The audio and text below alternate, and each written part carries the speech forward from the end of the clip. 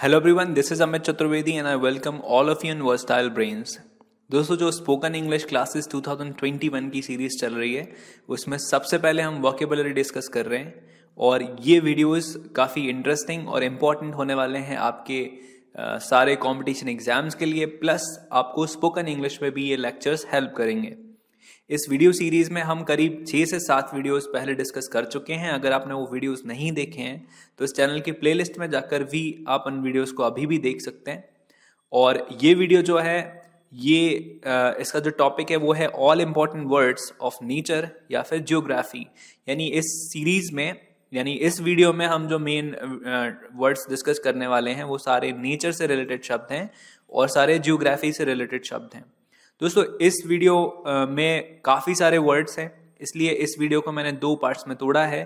तो आज हम इसका पार्ट 1 डिस्कस करेंगे सिर्फ, और इस वीडियो को हम कंप्लीट करेंगे अगले पार्ट में। यानी इस वीडियो के यानी नेचर और ज्योग्राफी के 2 पोर्शंस होंगे, तो ये उसका फर्स्ट पार्ट है। तो इस वीडियो को आप लास्ट तक देखिएगा, काफ़ी सारी इंटरेस्टिंग चीज़ें आपको मिलेंगी। और अगर आप नोट्स बना रहे हैं तो और भी अच्छी बात है, आप उन शब्दों को आप बाद में भी रिवाइज कर सकते हैं। तो चलिए शुरू करते हैं। तो दोस्तों, आज का जो पहला शब्द है वो है कोहरा। कोहरे को हम इंग्लिश में कहते हैं फोग या फिर मिस्ट। इंग्लिश में इसकी स्पेलिंग ये है फोग की और ये मिस्ट की। इसके लिए 2 और भी शब्द इस्तेमाल किए जाते हैं। आप इसको फोग भी कह सकते हैं, मिस्ट कह सकते हैं, आप इसको ग्लूम बोल सकते हैं और हेज भी कह सकते हैं। GLOOM ग्लूम और HAZE हेज, उन दोनों शब्दों का मतलब भी कोहरा ही होता है। तो कोहरे को हम कहते हैं या तो फोग या फिर मिस्ट या फिर ग्लूम या फिर हेज। ये 4 शब्द कोहरे के लिए। अगला जो शब्द है वो है रेत। रेत को हम इंग्लिश में कहते हैं सैंड। SAND यहाँ पे होना चाहिए, SAND। This I mean wrong typed, so it must not be E, it should be A। तो रेत को हम कहते हैं सैंड। अगला जो शब्द है वो है डूबना। डूबने को इंग्लिश में कहा जाता है सिंक, SINK। और ये जो सिंक शब्द है ये यूज किया जाता है किन्हीं वस्तुओं को डुबाने के लिए या डूबने के लिए। जैसे अगर कोई जहाज है और वो जहाज अगर नदी में डूब जाता है तो उसको हम कहेंगे कि जहाज जो है वो सिंक हो गया नदी में, यानी पानी में डूब गया। लेकिन अगर किसी आदमी के लिए इस्तेमाल किया जाए तो हम सिंक शब्द को यूज नहीं करते, हम यूज करते हैं ड्राउन को, DRAWN। तो सिंक होता है कोई वस्तु डूबना और ड्राउन होता है कोई आदमी का डूबना। अगला जो शब्द है वो है भोर तड़के। इसको हम कहते हैं डाउन, DAWN। और सुबह को हम कहते हैं द मॉर्निंग। और सुबह में तो हम कहते हैं इन द मॉर्निंग। तो ये तीनों शब्द कनेक्टेड हैं। सुबह को हम कहेंगे द मॉर्निंग, दोपहर को हम कहेंगे द आफ्टरनून और शाम को हम कहेंगे द इवनिंग। तो सुबह, दोपहर और शाम, यानी द मॉर्निंग, द आफ्टरनून या फिर द इवनिंग। अगर दोस्तों मौसम शब्द की बात करें तो मौसम को हम इंग्लिश में कहते हैं वेदर। मौसम को हम बोलते हैं वेदर, WEATHER की स्पेलिंग है। अगला जो शब्द है वो है ऋतु। ऋतु को कहा जाता है इंग्लिश में सीजन। जैसे summer season, winter season, rainy season. तो सीजन यानी होती है ऋतु। अगला जो शब्द है वो है जलवायु। जलवायु को हम इंग्लिश में कहते हैं क्लाइमेट। इसमें ये अम की बिंदी नहीं है, आप इसको सिर्फ पढ़ेंगे क्लाइमेट। क्लाइमेट यानी जलवायु। अगला जो शब्द है वो है ग्रहण। ग्रहण को हम कहते हैं इक्लिप्स। इक्लिप्स, इसका करेक्ट प्रोनाउंसिएशन है इक्लिप्स। इक्लिप्स यानी ग्रहण। और अगर पर्टिकुलरली दोनों ग्रहणों की बात करें यानी सूर्य ग्रहण और चंद्र ग्रहण की, तो सूर्य ग्रहण को हम कहते हैं सोलर इक्लिप्स। यानी सूर्य ग्रहण, यानी जो इक्लिप्स शब्द है इसके आगे हमने सोलर लगा दिया तो ये हो गया सूर्य ग्रहण यानी सोलर इक्लिप्स। और चंद्र ग्रहण यानी होता है लूनर इक्लिप्स। सूर्य ग्रहण यानी सोलर इक्लिप्स और चंद्र ग्रहण यानी लूनर इक्लिप्स। और अकेले ग्रहण की बात करें तो इसका मतलब होता है इक्लिप्स। अगला जो शब्द है वो है सर्दियां। सर्दियों को हम कहते हैं विंटर्स। बसंत को हम कहते हैं स्प्रिंग और गर्मियों को हम कहते हैं समर्स। ये तीनों जो हमारे मेन सीजन है, विंटर्स, स्प्रिंग और समर्स। ठीक है, स्प्रिंग यानी विंटर यानी सर्दियां, WINTER। स्प्रिंग यानी बसंत और गर्मियां यानी समर्स। ये वाटरफॉल जो है ये बारिश को भी कहा जाता है। वाटरफॉल यानी वैसे तो वाटरफॉल यानी झरना होता है, इसको हम रेन कह सकते हैं बारिश को। अगला जो शब्द है वो है वर्षा। वर्षा को हम कहते हैं रेन्स। रेन्स, इसमें एस होना कंपलसरी है, रेन्स। और उसके बाद जो अगली ऋतु है वो है शरद ऋतु। शरद ऋतु को हम ऑटम भी कहते हैं और फॉल भी कहते हैं। ऑटम या फिर फॉल, ये दोनों जो शब्द आप दिख रहे हैं, ऑटम या फिर फॉल, इसको हम कहते हैं शरद ऋतु। अगला जो शब्द है वो है नदी। नदी को हम इंग्लिश में बोलेंगे रिवर, नदी यानी रिवर। फिर जो अगला शब्द है वो है झरना। झरना, ये झरने के लिए हम दो इंग्लिश में शब्द इस्तेमाल करते हैं, या तो हम इसको बोलते हैं फाउंटेन या फिर हम इसको बोलते हैं कैस्केड। फाउंटेन या कैस्केड, ये इन दोनों की स्पेलिंग है, फाउंटेन या फिर कैस्केड, इन दोनों का मतलब होता है झरना, फाउंटेन या फिर कैस्केड। अगर आप नोट्स बना रहे हैं तो इन शब्दों को आप ऑब्लिक लगा के ज़रूर लिखें, अदरवाइज आप बाद में कंफ्यूज हो जाएंगे कि ये दोनों शब्द एक हो सकते हैं। तो आप ध्यान रखिएगा, जैसे ये ऑटम और फॉल के बीच में यहाँ पे ऑब्लिक नहीं था, तो अगर आप लिख रहे हो, नोट्स बना रहे हो इन शब्दों के, तो आप बीच में ऑब्लिक लगा लें। तो झरने को हम बोलेंगे फाउंटेन या फिर कैस्केड। अगला जो शब्द है वो है तालाब। तालाब के लिए हमारे पास चार शब्द हैं, या तो आप इसको बोलेंगे टैंक, या फिर आप बोलेंगे पॉन्ड, या फिर आप इसको कह सकते हैं लेक, या फिर आप इसको कह सकते हैं पूल। तो ये चारों शब्द होते हैं तालाब के लिए यूज। आप कहिए टैंक, पॉन्ड, लेक, यहाँ पे ये स्पेलिंग मिस्टेक है, LAKE इसकी स्पेलिंग होती है, और ये है पूल। लेक की स्पेलिंग ध्यान दीजिएगा, LAKE, ये इसकी राइट स्पेलिंग है, ओके। और यहाँ पे जो गलत स्पेलिंग लिखी हुई है LACK, इसका मतलब होता है किसी चीज़ की कमी, जैसे lack of food, lack of water, है ना, लैक ऑफ फैसिलिटीज। इस लैक का मतलब होता है कमी। और अगर हम तालाब की बात करें तो उसको हम कहते हैं लेक। अगला जो शब्द है वो है खाड़ी। खाड़ी के लिए दो शब्द हैं हमारे पास, या तो हम इसको बोलेंगे बे, या फिर इसको हम कहते हैं गल्फ, BA बे, या फिर गल्फ। जैसे अगर शब्द यूज होता है बंगाल की खाड़ी, तो हम उसको कहते हैं bay of Bengal, bay of Bengal. फिर तो दोस्तों अगला शब्द है वो है खाड़ी देश। ये ज्योग्राफिकली लोकेटेड कंट्रीज जो होती हैं उनको हम कहते हैं गल्फ कंट्रीज। गल्फ मतलब खाड़ी और कंट्रीज मतलब देश, तो इसको हिंदी में कहा जाएगा खाड़ी देश। अगला जो है वो खाड़ी युद्ध, ये भी हिस्टोरिकल इवेंट्स है, इसको हम कहते हैं गल्फ वॉर। यहाँ पे गल्फ का मतलब फिर वही खाड़ी है, और ये जो पर्टिकुलर वॉर शब्द लिखा है इसका मतलब होता है युद्ध। तो खाड़ी युद्ध यानी गल्फ वॉर। अगला जो शब्द है वो है तली।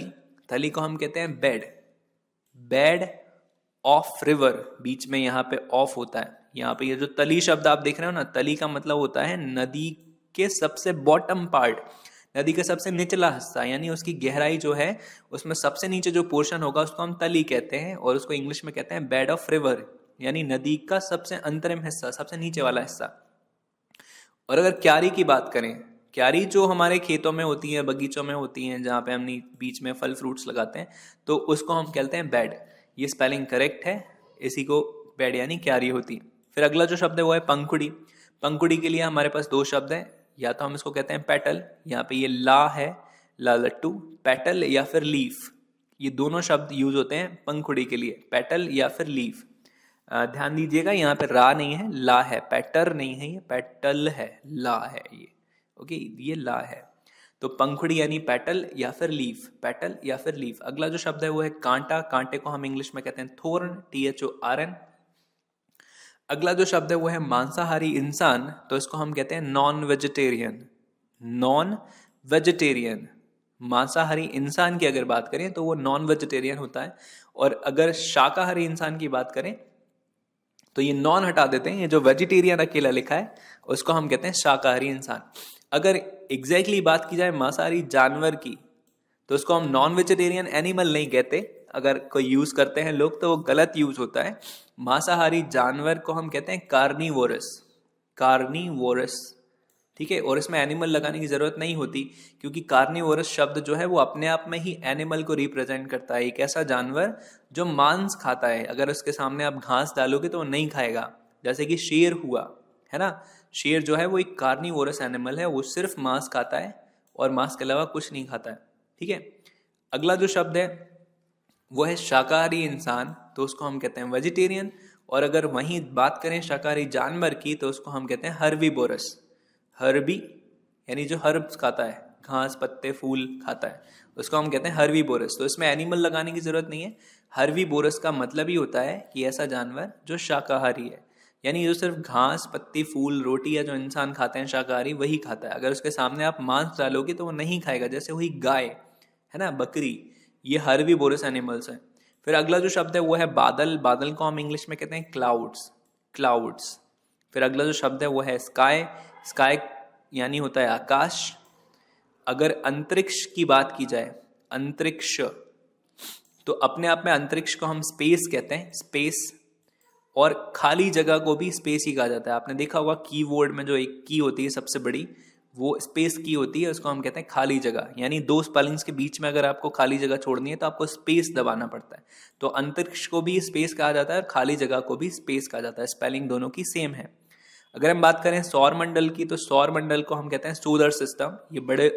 ये ओ की मात्रा है। सौर मंडल को हम कहते हैं सोलर सिस्टम। अगर ग्रह की बात करें तो ग्रह मतलब होता है प्लैनेट, इसको हम कहते हैं प्लैनेट। अगर हम बात करें उपग्रह की तो हम कहते हैं सैटेलाइट, है ना, सैटेलाइट। और मून सैटेलाइट जो हमारा सैटेलाइट है, यानी अर्थ का जो नेचुरल सैटेलाइट है। देखिए सैटेलाइट्स दो तरह के होते हैं, यानी उपग्रह दो तरह के होते हैं। एक तरह के उपग्रह होते हैं जिन्हें इंसान बनाता है, जैसे कि जो हमारे टेलीफोन नेटवर्क्स में काम करते हैं, इंटरनेट चलाने में काम करते हैं, जो उपग्रह हम बना के यहाँ से भेजते हैं, तो वो हमारे आर्टिफिशियल सैटेलाइट्स होते हैं, मैन मेड सैटेलाइट्स होते हैं। और एक होता है नेचुरल सैटेलाइट जो है मून। पृथ्वी का जो नेचुरल सैटेलाइट है वो है मून, यानी उपग्रह जो हमारे पृथ्वी के चारों तरफ घूमता रहता है। अगला जो शब्द है वो है धूप। धूप को हम कहते हैं सन, और वैसे सन का मतलब सूर्य भी होता है, तो अगर आप धूप की बात करें तो उसको भी हम सन कहते हैं। फिर अगला जो शब्द है वो है गुफा। गुफा को हम इंग्लिश में कहते हैं केव। अगला जो शब्द है वो है बिल। बिल यानी होता है होल, जिसमें चूहे रहते हैं, सांप रहते हैं। चोंच अगर बात करें तो चोंच को हम इंग्लिश में कहते हैं वीक। ये वो कमजोर वाला वीक नहीं है, उसकी स्पेलिंग डब्ल्यू से शुरू होती है। और अगर चोंच की बात करें जो पक्षियों की होती है, उसको हम कहते हैं बीक, BEAK। इसमें और उसमें बी और डब्ल्यू का फर्क है, वो कमजोर यानी होता है WEAK। और अगर हफ्ते की बात करें तो हफ्ते की स्पेलिंग होती है WEEK। अगला जो शब्द है वो है पंजा। पंजे को हम कहते हैं क्लॉ। यहाँ पे एक ऊपर ऐसा भी होता है तो उसको हम पढ़ते हैं क्लॉ। क्लॉ यानी पंजा, चूहे का, पक्षी का, किसी का भी पंजा यानी क्लॉ। अगला जो शब्द है वो है कूबड़। कूबड़ को हम कहते हैं हम्प, है ना। कूबड़ इन द सेंस जो गाय होती है या बैल होता है या भैंस होती हैं, उनके पीठ के ऊपर आपको ऐसा स्लोप सा दिखता होगा उनके चेहरे के यहाँ, इसको हम कहते हैं हम्प। हम्प यानी कूबड़। फिर अगला जो शब्द है पालना। पालने को हम कहते हैं ब्रीड, है ना। और पालने को हम रियर भी कहते हैं। ये नीचे वाला जो शब्द है ना, जानवर रखना। जानवर रखना यानी उनको पालना, है ना। तो पालने को आप कह सकते हैं या तो ब्रीड भी या फिर रियर। रियर या ब्रीड दोनों शब्दों का मतलब होता है जानवर पालना। अगला जो शब्द है वो है चरना या फिर चराना, यानी घास चरना। जो गाय या जो जानवर होते हैं वो घास खाते हैं तो उसको हम कहते हैं चरना। या फिर अगर ये वर्ब के यूज में चराना यूज हो तो इन दोनों शब्दों को हम इंग्लिश में बोलते हैं ग्रेज, GRAZE। ये वर्ब है, इसमें आप ING भी लगा सकते हैं, इसकी फर्स्ट फॉर्म, थर्ड फॉर्म सब कुछ यूज कर सकते हैं। फिर अगला जो शब्द है चारागाह, जहां पे जानवर वो घास खाने जाते हैं, घास चरने जाते हैं, तो उसको हम कहते हैं ग्रेजिंग फील्ड। ऐसी फील्ड जहां पे जानवर ग्रेज करते हैं। ग्रेज करते हैं मतलब चरते हैं, तो उसको हम कहेंगे ग्रेजिंग फील्ड। अगला जो शब्द है वो है मिट्टी। मिट्टी के लिए हमारे पास दो शब्द हैं, या तो हम उसको कहेंगे अर्थ या फिर हम उसको कहेंगे सॉयल। सॉयल या फिर अर्थ, दोनों शब्दों का मतलब होता है मिट्टी। वैसे अर्थ का मतलब पृथ्वी भी होता है और अर्थ का मतलब मिट्टी भी होता है।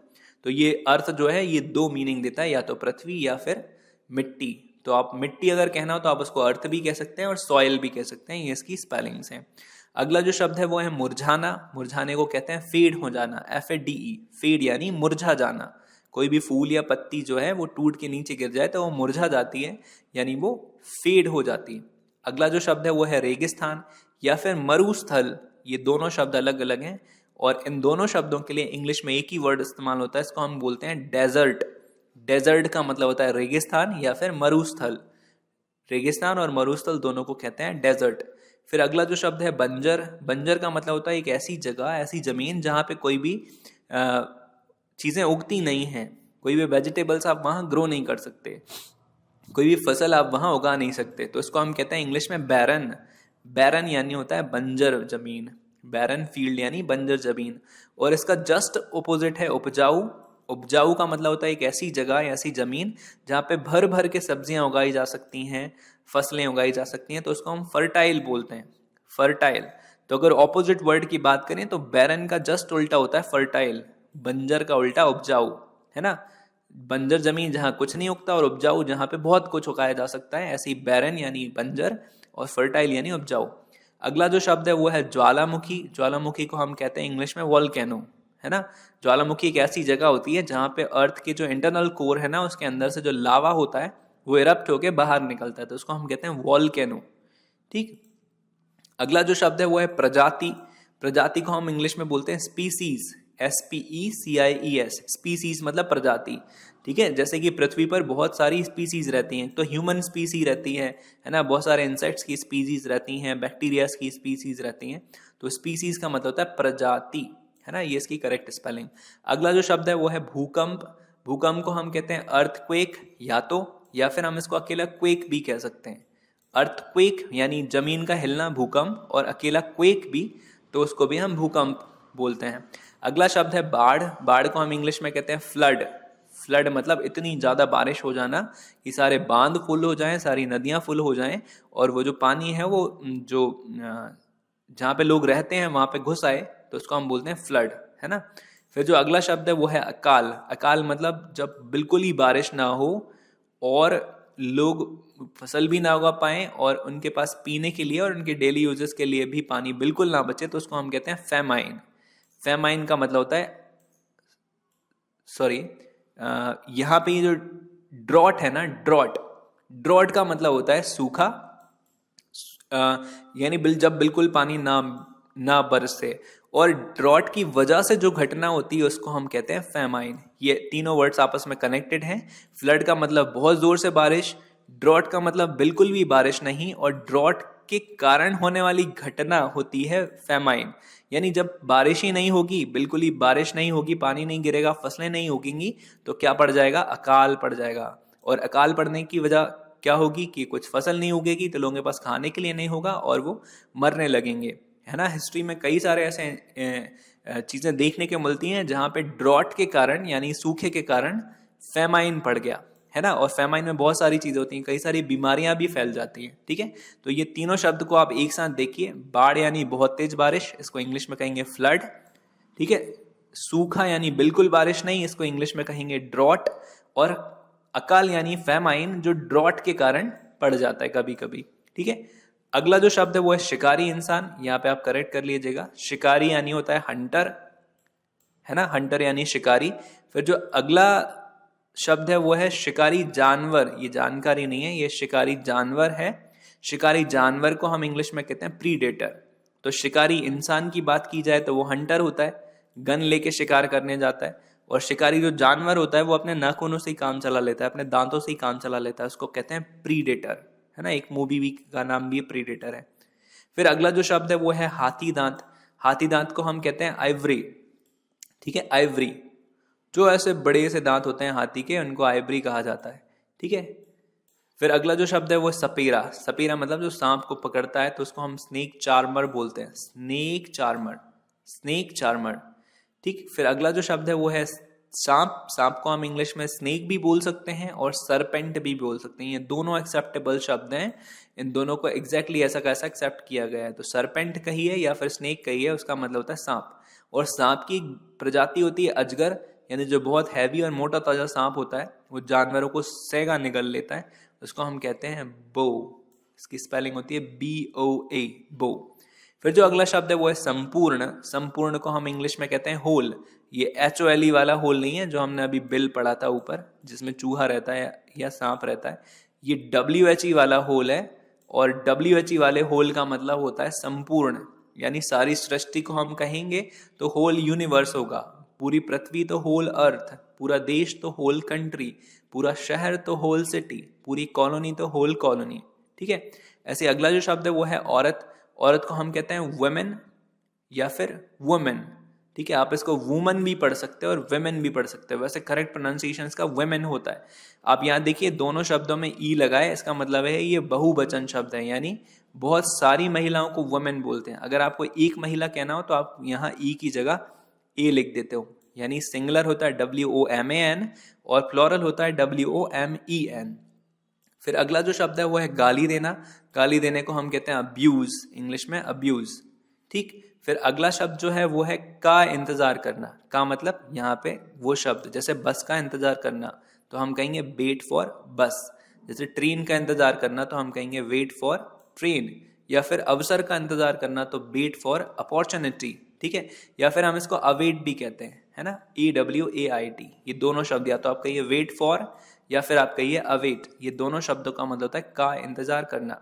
फिर अगला जो शब्द है वो है शाम या फिर संध्या का समय, शाम का टाइम, तो इसको हम बोलते हैं डस्क, ठीक है। सुबह का समय होता है डाउन और शाम का समय होता है डस्क, उसको मॉर्निंग बोल सकते हैं, इसको इवनिंग बोल सकते हैं। अगला जो शब्द है वो है लाइटनिंग। ये बिजली जो है वो बारिश में जो हमें आसमान में दिखाई देती है वो वाली बिजली है। जो हमारे घरों में जलती है वो इलेक्ट्रिसिटी वाली बिजली नहीं है। तो ये बिजली जो है वो जो आसमान में तड़कती है वो है, उसको हम कहते हैं लाइटनिंग, ठीक है। क्या बोलते हैं? लाइटनिंग, ठीक। फिर जो अगला शब्द है वो है हवा। तो हवा को हम दो शब्दों से रिप्रेजेंट कर सकते हैं, या तो हम उसको बोलते हैं विंड या फिर हम बोलते हैं एयर। ये दोनों अलग अलग शब्द हैं, बीच में यहाँ ऑब्लिक है। या तो आप इसको विंड बोल सकते हो या फिर आप इसको एयर बोल सकते हो, ठीक है। या तो हम कहेंगे विंड तो भी हवा, और या फिर हम कहेंगे एयर तो भी हवा। फिर जो अगला शब्द है वो है तूफान। तूफान एक कंडीशन होती है जब बहुत तेज हवा चलती है, ठीक है। जब ये विंड और एयर बहुत तेज फ्लो करने लगती हैं तो स्टॉर्म बन जाता है, और स्टॉर्म का हिंदी अर्थ होता है तूफान, ठीक है। इसको हम स्टॉर्म पढ़ते हैं, ठीक है। फिर अगला जो शब्द है वो है बूंदे। बूंदों को हम इंग्लिश में कहते हैं बारिश की ड्रॉप्स, DROPS, बारिश की बूंदें यानी ड्रॉप्स। और फुहार को हम बोलते हैं ड्रिजल, ठीक। क्या बोलते हैं? ड्रिजल, DRIZZLE, ड्रिजल यानी होता है फुहार, ठीक। अगला जो शब्द है वो है लहर। अगर बड़ी लहर हो समुद्र के अंदर, जो बड़ी लहर होती है तो उसको हम कहते हैं वेव, ठीक है। समुद्र के अंदर वेव्स होती हैं, जो एक बहुत सारा वेव आती है और फिर वो ऐसी नीचे हो जाती है फिर ऊपर जाती है, उसको हम बोलते हैं वेव। और अगर छोटी लहर की बात करें तो उसको हम बोलते हैं रिपल, RIPPLE। छोटी वेव, जो छोटी लहर होती है वो होती है रिपल, और बड़ी लहर होती है उसको हम कहते हैं वेव। फिर जो है सुनामी। सुनामी को इंग्लिश में सुनामी कहा जाता है। बस याद रखने वाली बात यह है कि इसकी स्पेलिंग में सबसे शुरू में टी आता है, और ये टी साइलेंट होता है, TSUNAMI। सुनामी के आगे टी होता है, ठीक है। सुनामी का मतलब होता है जो समुद्र है ना, जब समुद्र की तल में यानी समुद्र के नीचे ये पूरे में पानी भरा हुआ है, और जब समुद्र के तल में भूकंप आता है यानी यहाँ बेस में भूकंप आता है, तो ये जो पानी है ना ये बहुत हाई वेव्स पैदा करने लगता है, और ये हाई वेव्स इंसान के शहरों में घुस जाती हैं और उसकी वजह से बहुत डेथ्स होती हैं, बहुत डिस्ट्रक्शन होता है, उसको हम सुनामी कहते हैं, ठीक है। फिर अगला जो शब्द है वो है उथला। उथला को हम इंग्लिश में बोलते हैं शैलो, जो मतलब बहुत ज़्यादा गहरा नहीं होता, ठीक है। और गहरे को हम बोलते हैं डीप, यानी जो बहुत गहराई पे होते हैं। तो ये दोनों शब्द एक दूसरे के ऑपोजिट हैं। डीप मतलब गहरा और शैलो मतलब उथला, ठीक है। उथला और गहरा ये ऑपोजिट शब्द हैं, डीप और शैलो। फिर जो अगला शब्द है वो है गहरा रंग। तो इसको हम कहते हैं डार्क या फिर डार्क कलर, है ना। कभी कभी हम जैसे गहरा लाल कहना हो तो डार्क रेड कह देते हैं, गहरा ब्लू कहना हो तो डार्क ब्लू कह देते हैं, ठीक है। ऐसे ही अगला शब्द है मोती। मोती को हम इंग्लिश में कहते हैं पर्ल, ठीक है। पर्ल बोलते हैं, पर्ल यानी मोती। और अगला जो शब्द है वो है ज्ञान का भंडार। तो इसको हम बोलते हैं माइन ऑफ इंफॉर्मेशन। पूरा एक ही शब्द है, माइन ऑफ इंफॉर्मेशन। माइन का मतलब वैसे तो होता है खदान, ऑफ इंफॉर्मेशन मतलब सूचना की खदान, तो उसको हम कहते हैं ज्ञान का भंडार, ठीक। अगला जो शब्द है वो है खनिज। खनिज को हम इंग्लिश में कहते हैं मिनरल। क्या बोलते हैं? मिनरल। खनिज यानी मिनरल। और अयस्क जो होते हैं, अयस्क को हम इंग्लिश में कहते हैं ओर, ORE, ओर यानी अयस्क। अगला जो शब्द है वो है पंख। पंख को हम बोलते हैं फेदर या फिर विंग, दो अलग अलग शब्द हैं। आप इसको फेदर भी बोल सकते हो और विंग भी बोल सकते हो। अगला जो शब्द है वो है औषधि। औषधि को हम इंग्लिश में कहते हैं हर्ब, हर्ब, ठीक है। और औषधि से जो चिकित्सा होती है उसको हम कहते हैं herbal treatment, herbal treatment, herb यानी औषधि। फिर जो अगला शब्द है वो है घोंसला। घोंसले को हम इंग्लिश में कहते हैं नेट, सॉरी ये है नेस्ट, नेस्ट यानी घोंसला जिसमें पक्षी रहते हैं। फिर जो अगला शब्द है ढोर। ढोर को हम इंग्लिश में बोलते हैं बीस्ट। अगला जो शब्द है वो है मवेशी। मवेशी को इंग्लिश में कहा जाता है कैटल, सॉरी मवेशी को हम इंग्लिश में कहते हैं कैटल। फिर अगला जो शब्द है वो है आकाश गंगा। आकाश गंगा को हम इंग्लिश में बोलते हैं मिल्की वे। ये एक्चुअली हमारी आकाश गंगा का नाम है मिल्की वे। और आकाश गंगा को बोलते हैं गैलेक्सी, जहाँ पे बहुत सारे तारे होते हैं, बहुत सारे प्लैनेट्स होते हैं, बहुत सारे एस्ट्रॉइड्स होते हैं, मीटरॉइड्स होते हैं और बहुत सारा स्पेस होता है, उसको हम गैलेक्सी कहते हैं। और हमारी गैलेक्सी का नाम क्या है? मिल्की वे। अगला जो शब्द है वो है घास भूमि। घास भूमि को इंग्लिश में कहा जाता है ग्रास लैंड। ग्रास लैंड मतलब घास भूमि, जहाँ पे बहुत सारा घास होता है।